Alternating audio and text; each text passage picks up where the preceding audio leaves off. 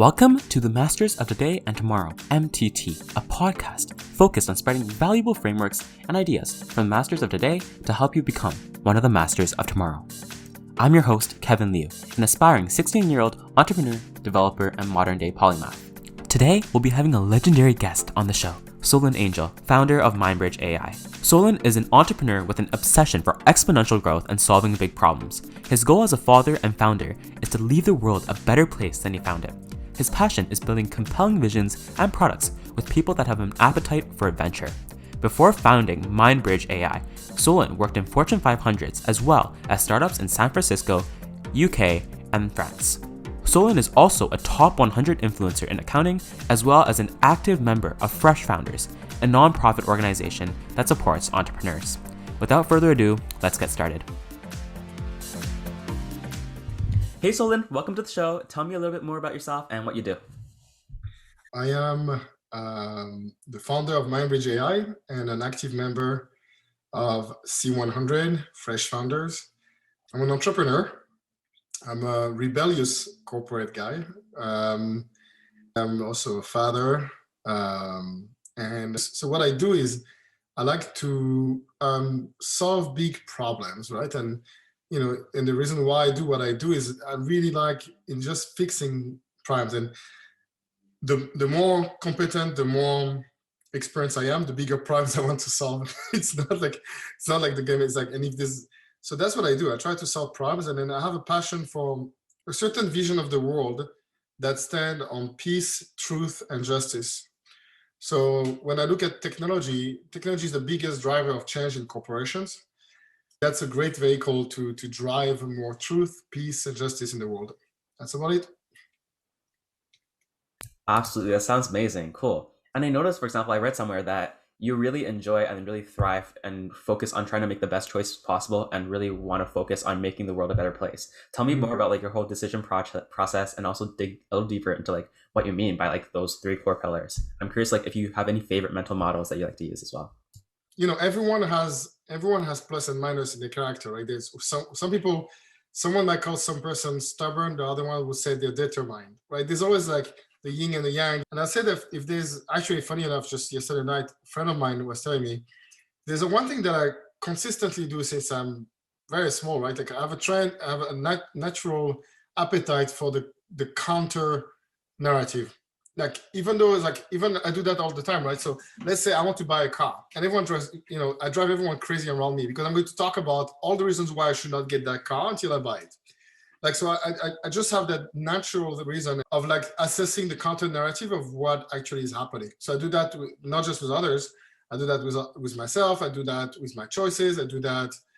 It's an ongoing thing, right? And so having a counter narrative to things in motion, when they're not driven by me, can be frustrated by others, because I'm the type of guy that's going to just ask, hey, for the devil's advocate here. And then at some point you do that other time, they think you're the devil, right? It's if you do it too much, it annoys people, right? But the reality is that most of my best choices of my life came out of that, right? I think having a balanced approach to everything, and it's very funny because but the thing is the advantage it gives me is that I go through my head through what I call the scripts that run the matrix, right? So if you think about, everyone has a matrix that you live into, and that matrix was constructed by your parents telling you what is a good job, a bad job. The pre-programming happens early. What is a good and bad person? What is someone you should trust or not? There's just pre-programming that happens, and everyone carries that matrix in their life, and they just don't question it, right? When you're capable of stepping out and say, what is the script running? Say, okay, what is the other script that might be running? And you understand that because you code, right? And you're like, okay, well, let me just tweak this thing here. Does that still hold, right? But you have to be careful not to be too self-critical to the point where you're becoming not just self-critical, but self-dismissive, right? But I think that's the mental, if there's the one thing I do the most. And also I get obsessed. I absolutely get, when, it takes me time, but after it takes me time to gear up, when I start getting obsessed, it's really obsessive. So if you think about this, what do you define conviction on, right? So if you have someone that takes time to be convinced of something and then gets passionately obsessed by it drives me through mountains, right? And so people sometimes think that, oh, he's just like that all the time. No, actually what happens, there's a lag time. There's a bootloading mechanism where actually in the back of my head for months, I think of an idea, right? And that's the biggest misconception. People think that I just speak all the time about everything. The reality is that when I start doing that, is that before that, there was months of research, reading, questioning, and sometimes years. So if you take the example of MindBridge, I started thinking about MindBridge. Well, so I incorporated MindBridge when I was 32 or 33 years old, right? Yeah, 32 or 31. I was starting to think, the thought mechanism for it started 10 years before. It started as to why is this working like that? Like, and why are we just doing it like this? And then I started, it's a bit like you see the glitch in the matrix. You're like, oh, so in the news this happened. Oh, there's that university teacher that tells me about that. And then just things can start building itself up to the point you're like, wow, it's a matrix I don't like. I'm going to change it, right? And so, yeah, I would say those are the two things that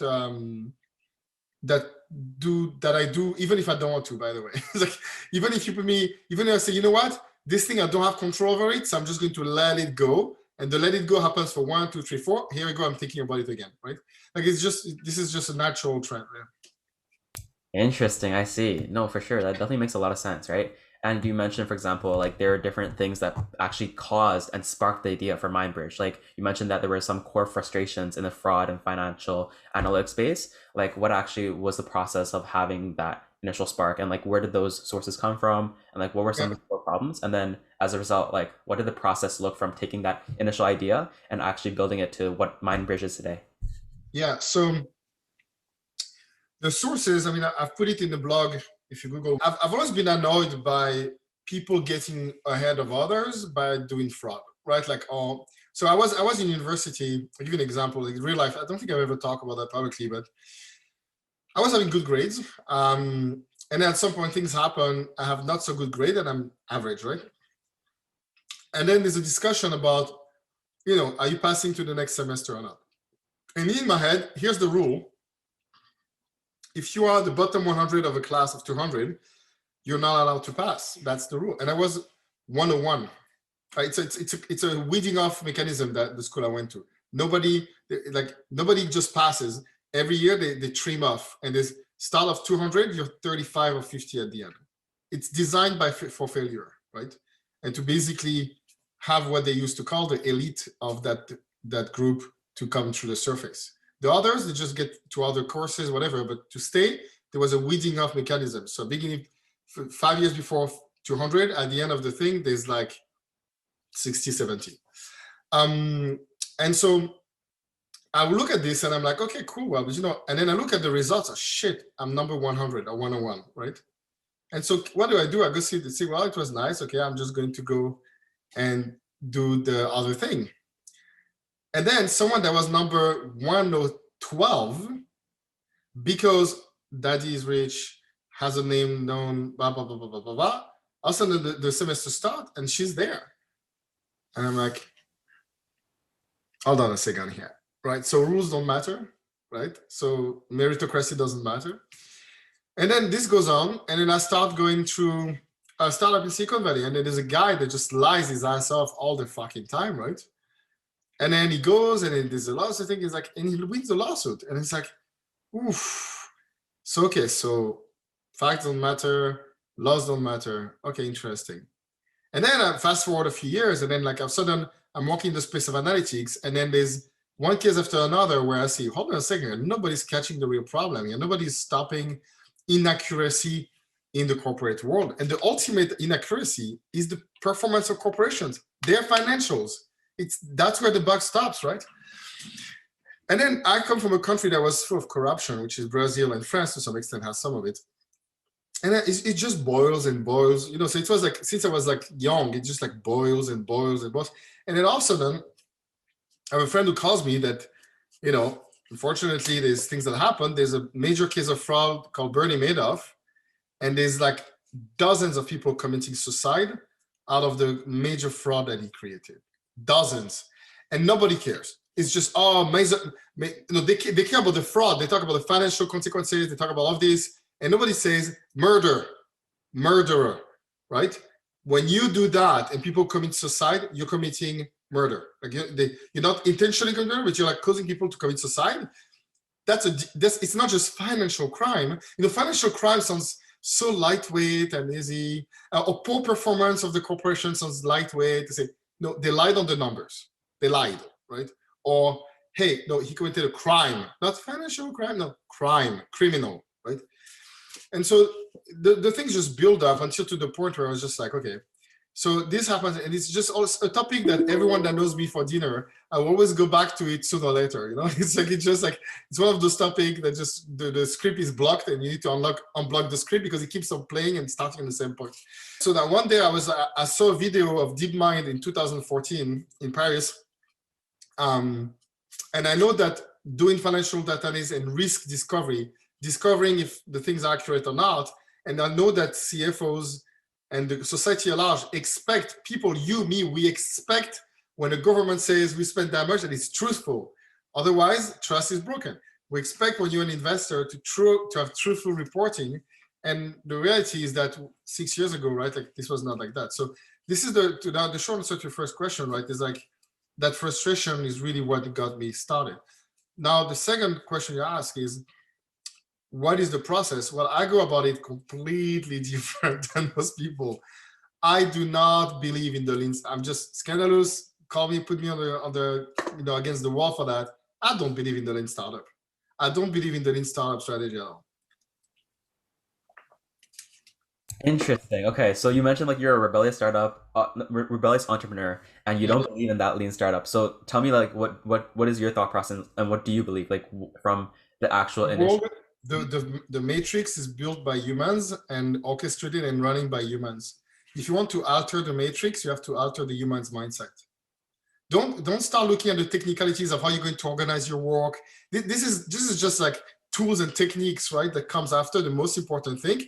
And the most important thing to do is to imagine a different script that could be running by the matrix. The first thing you need to do is to think by yourself and then talk to the minds of those biological bipeds called humans and make them understand that the script running in their head is flawed. Until you don't have an acceptation that the script is flawed, don't fucking do anything. You're just going to spend more capital, more time and energy on not having support and buy-in from different classes around industry. So what are the classes? So think about Warcraft, right? Or StarCraft. Like you're in the ultimate control situation. When you play StarCraft? I have friends that do, but I've okay. So do you play any multiplayer games that are strategy oriented? Okay, which one you play? Warcraft? Like I initially like delved into like Warcraft and like once or twice, or like I've done. Okay. So think about what's so addictive about those games, right? You have the ultimate control. You can do like click, click, click, click, click, and just tell people go blah, blah, blah, blah, blah. That's the opposite of real life, right? And then, but like in real life, you have different classes, factions, and different type of people. So you're going to have, for example, in StarCraft, you're going to have tanks, right? Banshees. You're going to have ghosts. You're going to have like a bunch of different units on the field that do very different specialized things. If you are about to alter the matrix and the script running of life and how humans behave, before you start deciding, hey, are my tanks going to shoot that far? Are you going to modify the tanks to shoot that far or to be, like siege mode? Or before you get into all those technicals, are you the puppeteer in charge? And the reality is, the real life, none of us are. Humans have free will, or at least the illusion of free will. That's a big debate. But humans have free will. And for them to decide to do things different, you need to have a very clear vision, narrative, mindset that will rally people instantaneously without you having to argue for it. If you have to spend too much time convincing your investors, your employees, your family, but actually, you know where it starts? You start convincing your family, then after your neighbor. It starts there. Like, let's be fucking real, right? It's like, in fact, MindBridge started by me talking for several nights to my neighbor who was another entrepreneur. Literally, true story. He used to go for smokes. I used to go take my garbage out. And then every time all of a sudden we start talking, and he would just challenge me. And I would push back. And he's like, dude, there's nothing I can tell you that I can challenge. And then it's like, yeah, because that thing is so pure, right? It's like that vision, the logic, the thing, it's years of frustration. And he's like, well, what are you waiting for, right? He's like, just go for it. It's like, yeah, well, I need a few more technicalities. And technicalities are how many engineers, how much capital, blah, blah, blah, blah. This shit is happier and easier if you have an understanding by the players, by the bots running the matrix, right? But which is the biological bipeds with a pre-construct mindset, that this needs to change. If you don't have that very preconceived discussion up front, it's going to be a grind. It is a grind. In any case, it's going to be a grind. But wouldn't it be easier if it's self-fulfilling prophecy, right? That's one thing that people really, really underestimate, right? It's like, and guess what? People smell bullshit. If they didn't feel conviction when I was starting, I can tell you most of the first 20 investors would have not invested. There was no sales. We're getting started with sales, right? Like we're just getting started. And more importantly, the space where I am in, which is standards driven, regulatory driven, very, very specific business, like accounting firms in particular, people give them a lot of hard time to be stiff, but people don't understand how hard it is to run a cash-based business like an accounting firm. Like it's very hard businesses, right? So it's not that they don't want to invest in innovation, it's that it's hard. They're running a cash-based businesses. They don't have VC backing with like millions of dollars in the bank. They don't have like stashed away thing. So that's the one thing, that's how I operate. I do not start, and this is why everyone going on the lean startup thing drives me nuts, because it's a very useful tool and it's a very useful technique, don't get me wrong, to organize yourself and validate really if there's something useful to buy. But how many people are going to pool on that, right? You might be able to find 10 to 20 customers, but then beyond that, right? So it's a great tool, but as I said, the biological bipeds called humans work in mysterious ways, more complex than that. Interesting. I see. That's actually a really interesting point. So essentially the whole takeaway and like high level summary is that, okay, so we're all cogs in this whole matrix, and for us to actually enact change and potentially even have a startup idea or have that actually take off and lift from the ground, we actually have to directly go forward and first like believe it really intrinsically in yourself. And then also on top of that, like really try to convey that and also try to change that mindset. And like you need to. So I mean, it's not, I can't look, every path is different. Every entrepreneur, every innovator, and by the way, you know the difference with an inventor and innovator, right? Like it's one makes money, the other one is a starving artist, right?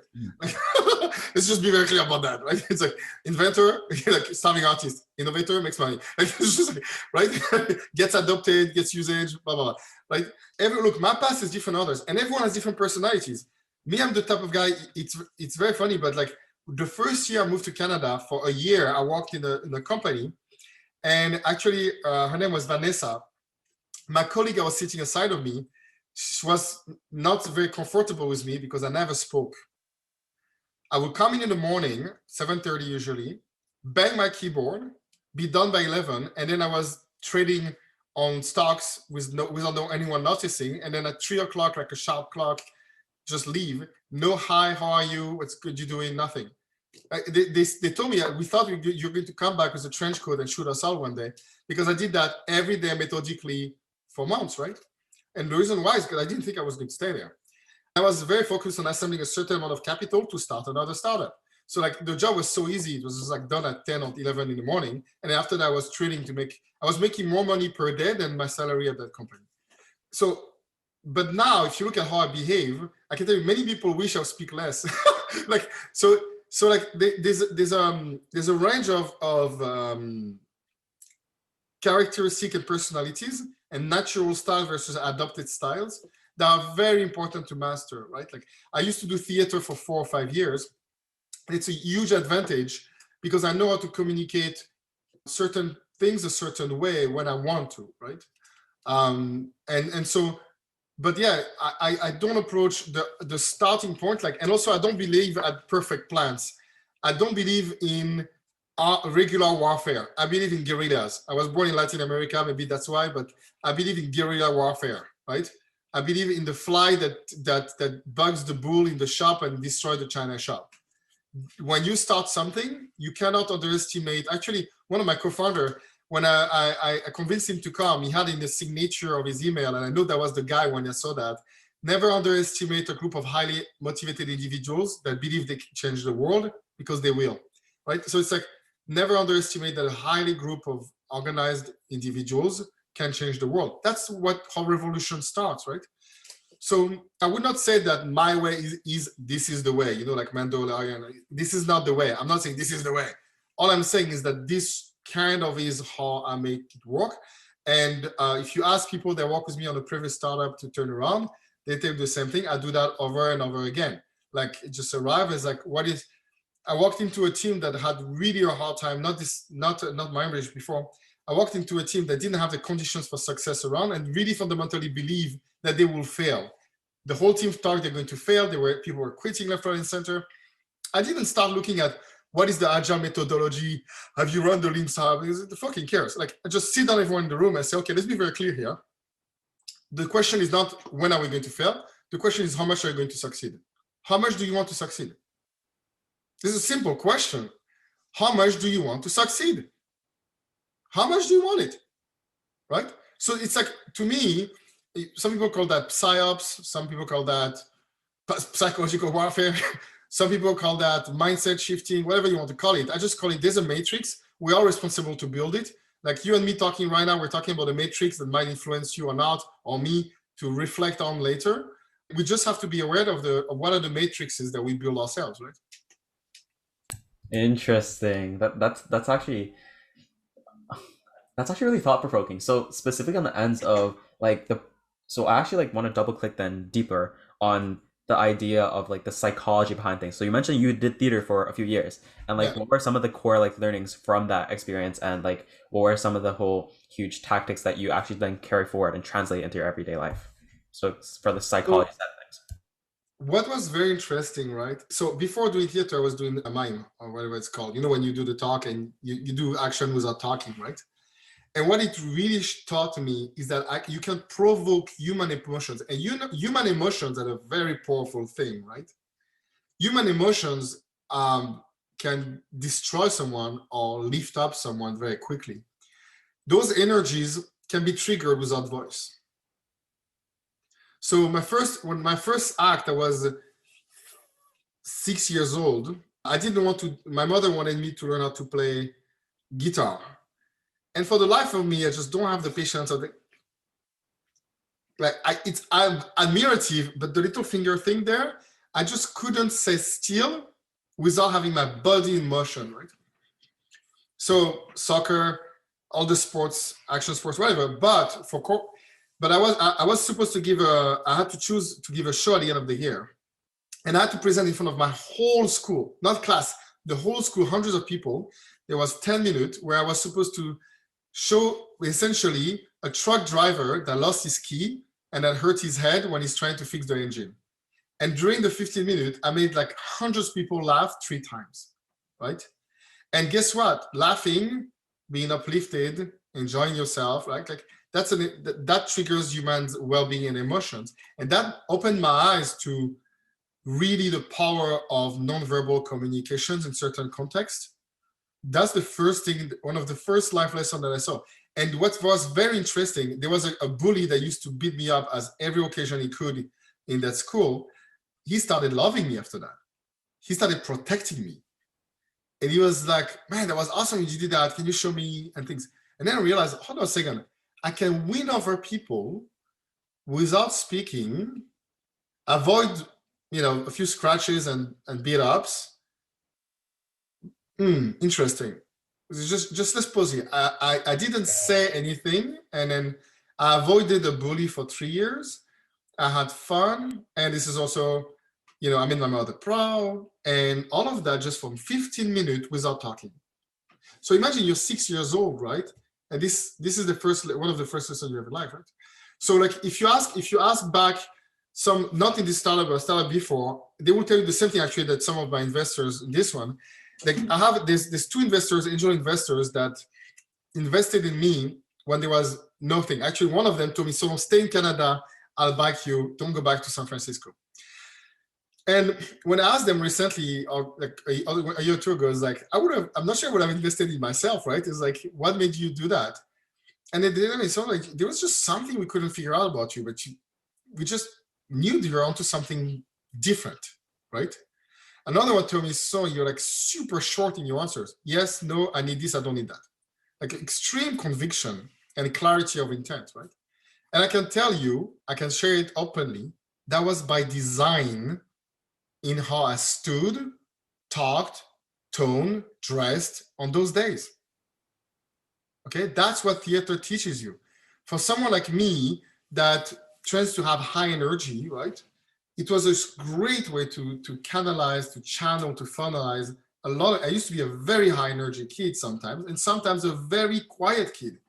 Like I will go sometimes months at a time on one thought and like miss eating, forgot my homework, drove my mother crazy like that.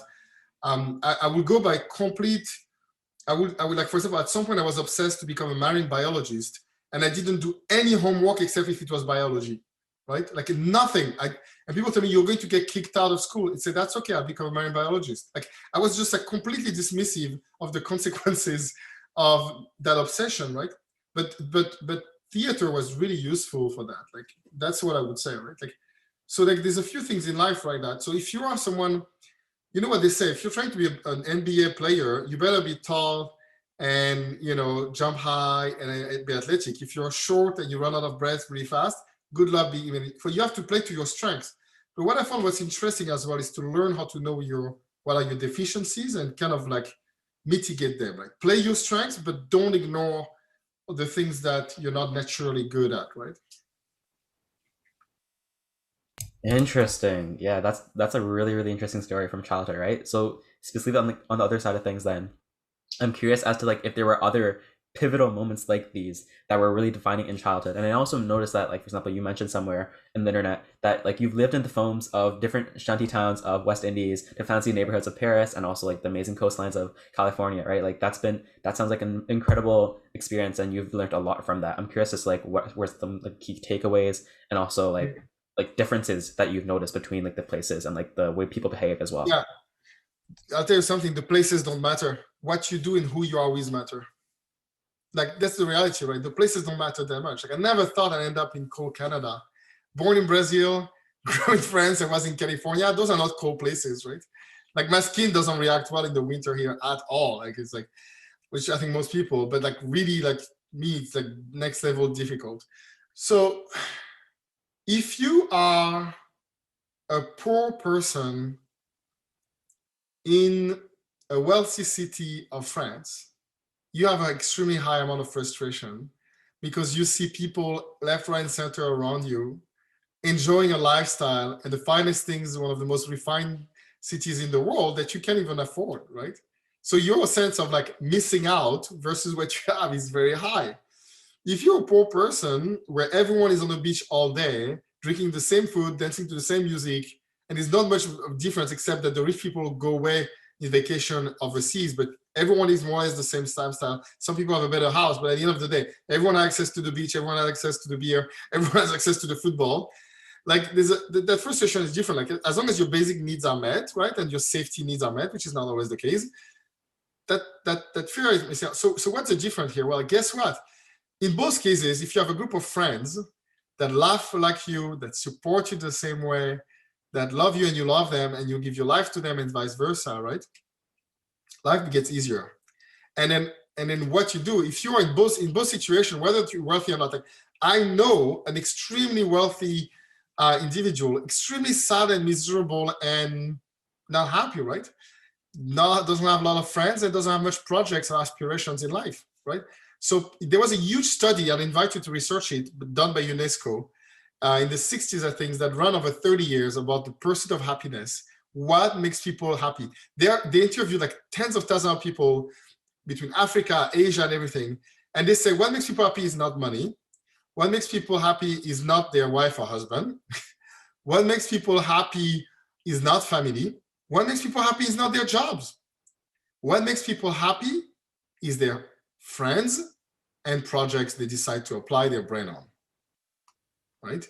And so I remember reading that, and I was like, not too long ago, actually. And of all the places I lived, I can tell you, these moments I was extremely happy in California, moments I was extremely unhappy. Same in France and same in West Indies. And I've met some people that lived very humbly, in Central America, and they were happier and more fulfilled than I think I'll ever be in my life, because they have 3 children, 6 grandchildren. They have their group of people they play dominoes with and drinking a bit of liquor with every day on the terrace, and they gossip about everyone going on, and they're happy. And then they have projects to go clean up someone else's yard.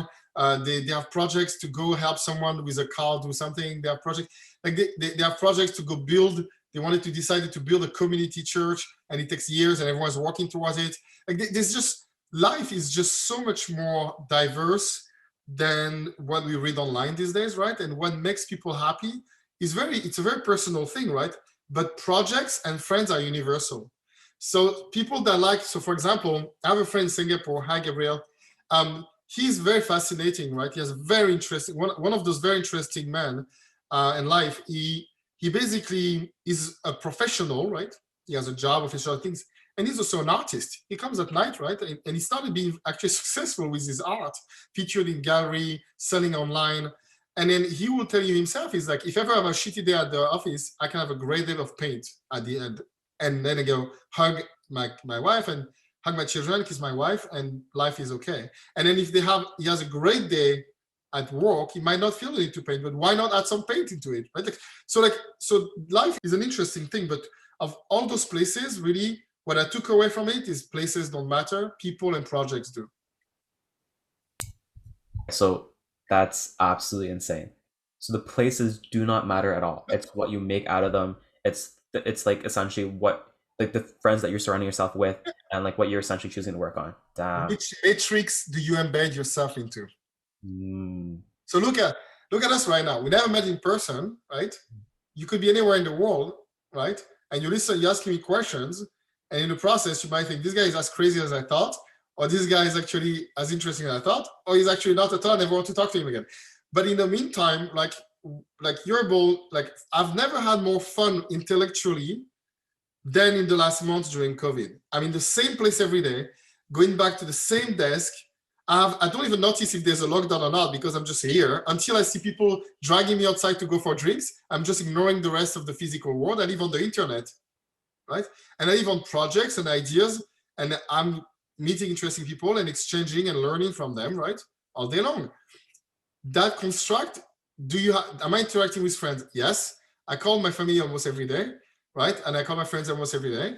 And we talk about everything and nothing. In fact, I actually called one in South Africa 2-3 days ago, right? And it's like, and I keep in touch with them and know if they're going well, if they're doing well, how we're doing, if I can help any of them. I help some of them finding jobs. And then the projects but the amount of project I started thanks to COVID, they multiplied, because there's less commute, there's less distraction, there's less flight, less plane and things. Having a blast. Like when they announce a lockdown, I'm like, okay, it's a bit annoying not to be able to go to a restaurant, but fundamentally, I'm quite happy, right? And actually happier than when COVID was not there.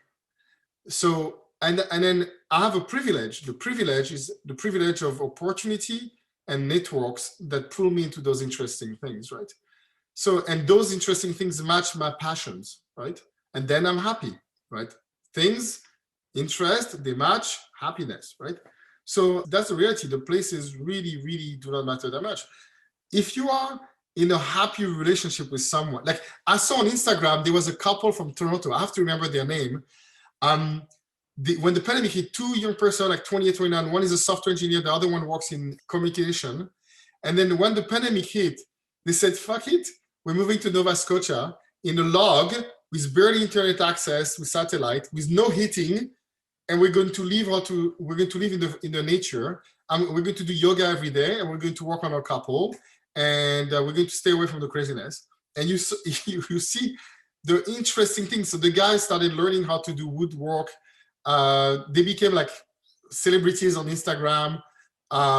If you are in the middle of nowhere with someone that you love, and every day you take care of your body, your mind, and you're connected to a way to provide food for yourself in your bank account, you can be happy, right? If you are in the world's fanciest, most beautiful resort in a 5-star hotel with room service and all of that, and you're in an awful relationship, you'll be very unhappy, right? Even if it's in the middle of New York and all the museums and all the attractions around, it's like you will be very unhappy, right? So the people you are with is super important. Interesting. Yeah, no, that's actually like something that's huge, right? I think a lot of people like there's a lot of studies right now recently as well. And also like different people that have just like been struggling mentally in terms of like their mental well-being and their mental health. They haven't been happy in the past, let's just say like year or so, right? Like ever since the pandemic hit, right? And a lot of that is definitely probably because of that lack of like that social isolation. And then they're like not able to like work directly on the project that like they're interested potentially like because of the COVID being hit. I'm not sure because the reality is that humans are very complex beasts, right? The sources of unhappiness, I can tell you, all I talk about is just so that applies to me, maybe only. But humans are very complex beasts, right? They are. So sometimes people are unhappy and there's not much you can do to make them happy, right? And sometimes they don't have clarity of intent or what their passion is, and that becomes a very dispiriting thing. But also some people just don't have the opportunity to pursue. Let's be very honest, right? It's like I was lucky to have certain opportunities and created some. Some people never get access to opportunities. Some people are in a caste system. Some people are in a place that discriminate them based on their place of origin, birth, and whatever. I was in one situation like that once. So it's very easy for me to talk like that now, where I have abundance of friends, projects that stimulate, make my things fire up. Like that's the reality. But in the world, as you know, there's still a lot of people that don't even know how to write. People forget, like there's people that don't know how to write and read still in 2021. At the same, we live in a place where there's the internet, and then you have some people that don't have access to education, right? You have people that are born without parents, right? Which is actually one of the things that I hope one day I get at fixing is, dealing with orphans, right? Let's not forget that it's like humans are very complex animals, right? Very complex animals.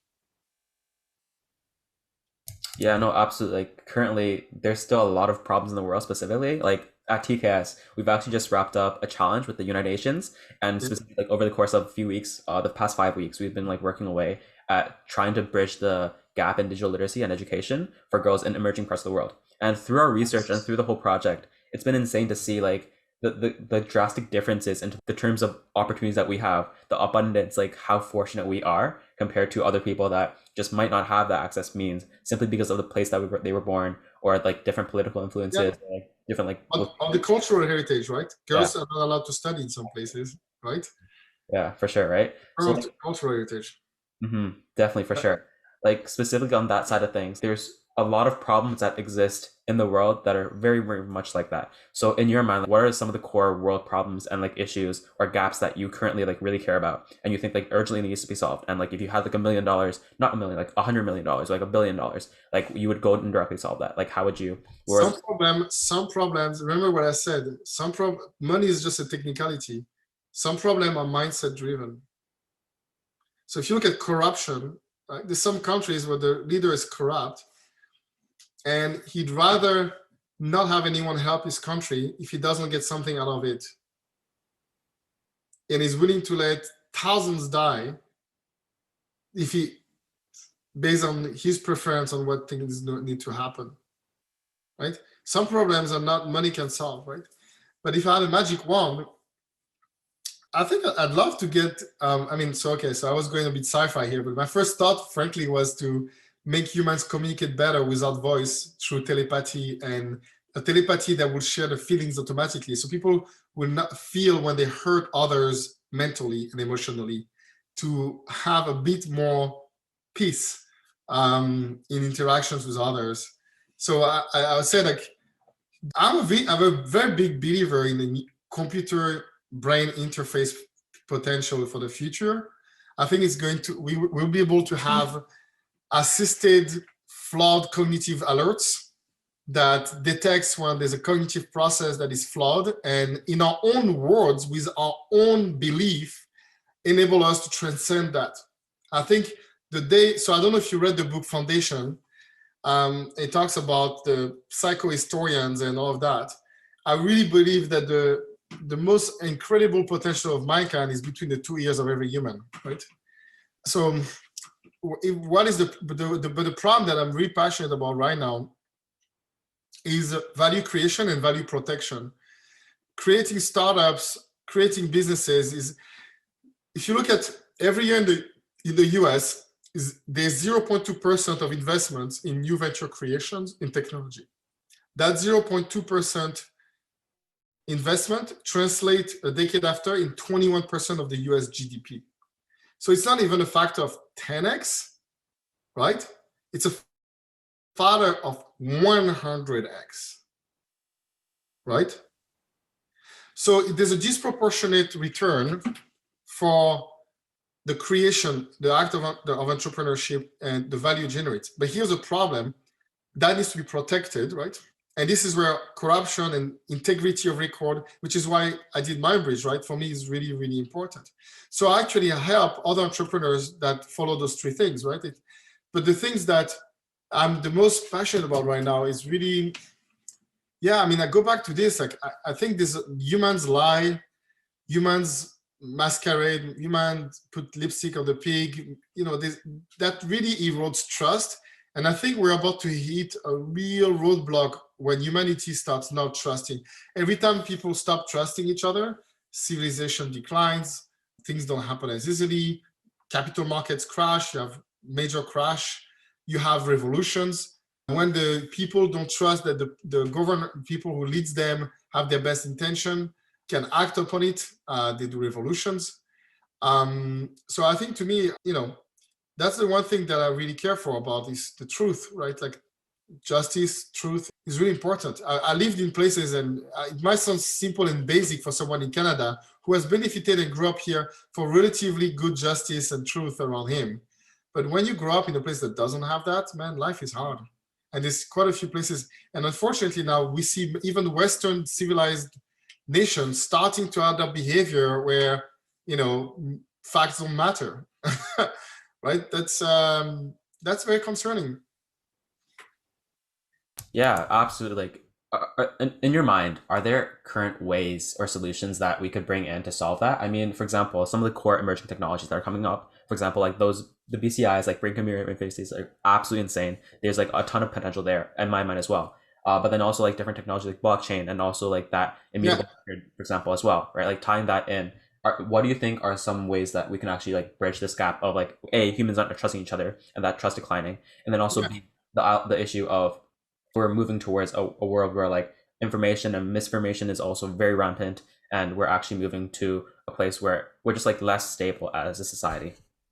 So the interesting thing, so you know there was a gold rush in California, right? A long time ago. How many people in San Francisco live off gold mining today? Nobody. But Levi Strauss still exists, right? The pants, the Levi's jeans that were created to help miners go find gold still has a store. I hope it still does, but he had a store that I loved on Union Square in San Francisco because you could have custom shit done on it and stuff. The interesting part about AI and blockchain is not AI and blockchain. The interesting part of AI and blockchain is that it makes humans mine their own brain as to how it could be applied to solve problems or capacity problems that exist today.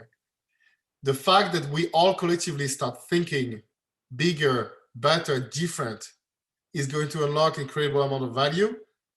And so the AI and blockchain are not the end game. They're just the trigger of change and the driver of that change of mindset.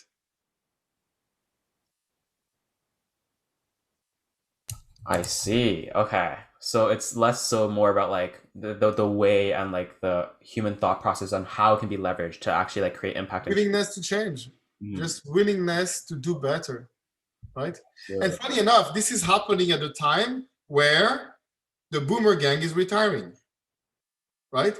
So sorry for all the boomers, love you dad, love you mom. But like, I think it's not, I don't think it's a coincidence, right? The number one in charge, in power generation is now retiring. And all of a sudden you have a surge of people willing to try and experiment and do, and also the expectation is different. I have the expectation since I'm a kid that by the year 2000, there'll be flying cars. It's 2021, and I feel someone stole that dream, right? Like when I remember talking to my sister when we were 7. It's like, oh, remember when it's going to be 2000? Like we will not have to go to school. We will like download tapes, because there was like tape, the floppy disk is like that. We'll be able to do all, and then we were like dreaming big like that. And 2000 arrived, and there was Y2K bugs. That's all what they had. Like there was no. It was like, still now there's nothing. I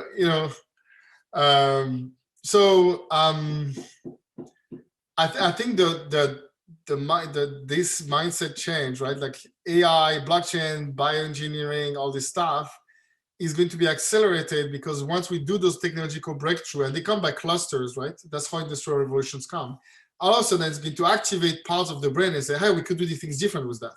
And that activation is what gave birth to MindBridge, or gave birth to a company like Spiderwort. You should actually interview that guy, Andrew Pelling. He grew human ears out of apples, and now he's growing human backbone, human spines out of asparagus. They just got FDA clearance out of Ottawa, Canada. And you think like that thinking, and this guy, all that thinking, all that ingenuity, right? That the human ingenuity is going to get us to Mars. It's going to get us, I hope before I die, to see flying cars.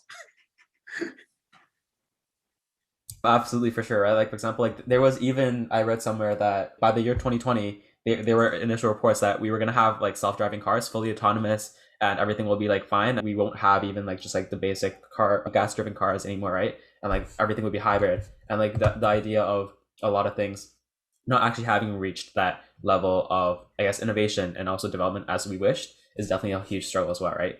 So tying directly deeper into that, I'm curious as like, for example, in your whole journey, I'm sure like we've always had like different people that we've always looked up to, or like amazing, brilliant mentors or people like that you work aside. What are some of the 3 people that actually have been most influential to your success? And then also like who, if you could have any dinner with 3 people, alive or dead, who would they be and like why? Alive or dead? Gandhi. Someone that inspires so much change out of a path of nonviolence. I would love to have a dinner with Gandhi. Che Guevara, because I'm still not sure if he had pure intentions or not, and you can only find that out by looking at someone in the face. I know he was a very, very charismatic leader, but was he more of a self-serving leader, or someone genuinely looking at, the better of his people? All evidence points to the second, but I still have some of the witnesses and stuff points out that there's a question mark there. And then the third person I would have loved to have dinner with, I was going to say the Elon, but like everyone wants that. It's like, of course everyone will want that, but actually, right now I would have loved to have dinner with that couple of people at Pfizer that found the vaccine. When you read their story and how it happened, I really am curious to see, because like the way it's portrayed is that those are people a couple of years ago, like when people talk about anti-immigrants and stuff, and you read their life story, and I would have loved to meet them and have dinner with them and ask them, when you found the result that proved it worked, how high did you jump of happiness, right? Like when you have the whole world that poses and you're the person that has a spark, I want to ask them, when you woke up this morning, what happened, right? And when you went to bed that night, what happened? Micro, I like to go micro on the micro intentions in life. I fundamentally believe that is a matrix thing going on, that those guys this morning woke up different than another day. You know what I mean? So those are the 3 people I think of. Now, in terms of mentors, man, there's no 3. It's hundreds. I can't even remember, right? It's like when I remember I met a guy a couple of years ago called Brad Feld. He's like, I think he's the guy that started Techstars. He's like a pretty successful investor, I think. We were having dinner with a couple of other founders. And then all of a sudden, like, he turns to me and he's like, keep doing your thing. And I'm like, what do you mean doing my thing, right? And it's like, it says, you come and you always poke and poke and poke and poke and don't let until it's gone. Like, this is a simple 5-minute advice like that. So I didn't know it was that much poking, right? And then there's been like this was a 5-minute feedback, right? But if you're capable of really listening, and it comes from other places. Like one day I was having a shitty day, right? A taxi in New York having a shitty day. And I get off the phone and there's a sweet old man from IT or something like that, like with his glasses driving me straight to the airport. And he says, son, can I tell you something? And then I went on for a 20-minute masterclass of life by that taxi driver. Right? And literally some of the things he said, like were super bang on and useful, right? And so my mentors, I would say like everyone that is willing to share becomes an instantaneous mentor for me. It's like, I really find you can learn everything from everyone at any time. Like you have to be willing to pay attention to the matrix, right? It's like, but I have a handful, and it changes over time because people get busy, they change. But right now there's someone in particular, there's like 5 people that I have set up call on the weekend on the monthly or bi-monthly basis that challenge my thinking and that see me different than I see myself. Definitely. It's the greatest jewel of life, right? When you can, I thought there was a Chinese proverb, I forgot how it was. It says like, someone that keeps repeating the same mistakes is an idiot. Someone that learned by his mistake is smart, and someone that learns from other people's mistake is genius. I started in life at the idiot level. I'd like to end up at the genius level. That's the roadmap. There you go. That's the lean process. That's the roadmap. It's like trying to learn as much as possible from other people's mistakes. Absolutely. No, for sure. Like that makes a lot of sense. Like actually I want to touch deeper into that. Like for example, you mentioned like you want to actually take from like the previous stage of like being an idiot and stuff, and then also like learning from mistakes and learning from failures and whatnot. For example, I wanted to touch upon failure. It's such a like big topic right now about like people saying that like failure is great and like it's a huge learning experience, but then like until like you actually like fall, it just sucks. yeah, like until it actually happens, it really sucks, right?